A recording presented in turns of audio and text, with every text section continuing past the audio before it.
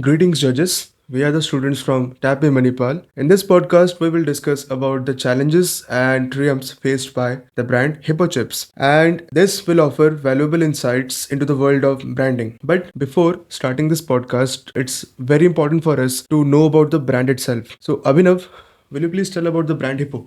Hippo Chips was launched in 2009 by Parle. Initially, it was a great success. It was one of the first brands to enter into the healthy snack segment. Their marketing strategies were good as well. They knew that the Indian audience is sensitive towards emotions, so they used taglines like Maga Pyar and Hippo Fights Hunger to get the attention of the Indian audience. They used brighter colors in their packaging so that they can attract their target audience, especially children. All this contributed to their success in the first year. In the first year of their commencement, they sold more than 1 million packets. Alright, so after being such a success in the initial year, what was the reason which led to their failure?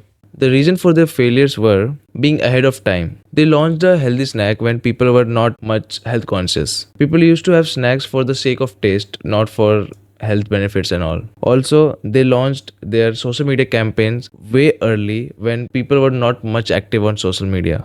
There were certain flaws in their marketing strategies as well. They were not able to convey their message of a fit or a healthy snack to their audience. The logo of Hippo made it difficult for the audience to comprehend and symbolize their product as healthy snack. There was also an issue of supply. With the initial success, there was a spike in demand of Hippo chips, but the brand was not able to fulfill it. And thus, because the demand was made, the audience consumed their products. And in short, we can say that Hippo chips was not able to capitalize on the demand which they made, and their competitors took advantage of it.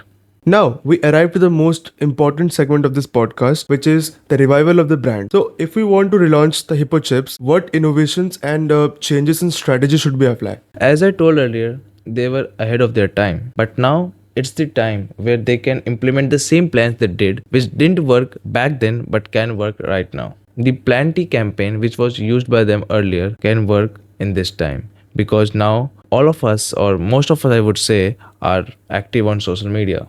They ran a campaign of Hello Me Hippo About on Twitter. But because people were merely active on social media platforms at that point of time, it wasn't a success. But if that kind of a campaign can be run right now or in this era, it can be very fruitful. Along with that, they have to make certain changes in their advertising strategies and logo so that they can showcase their product as a healthy snack, and because nowadays people have grown more health conscious, they can consume it without the fear of getting fat or any other health consequences. They can make changes and innovate their flavors as well, so that the taste buds of their consumers don't get a habit of specific or a same flavor. And one more reason behind their failure was that they wanted to save a large chunk of money by not outsourcing their secondary activities, which led to a shortage in their supply. And you know what? The solution lies in the problem itself, and that is outsourcing the secondary activities so that they can manage the demand and supply of the product, which in turn would prevent the other companies to take advantage of the surplus of demand like they did before. Right.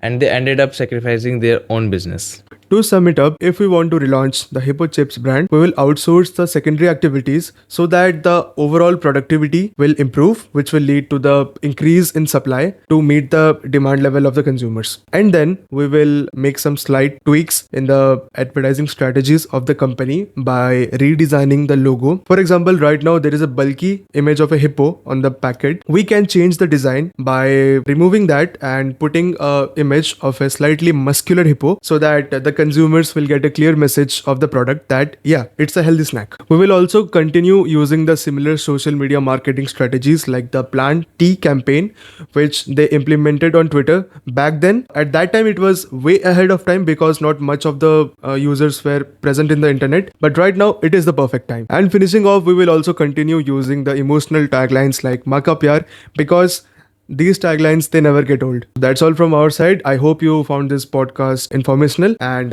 thank you for watching.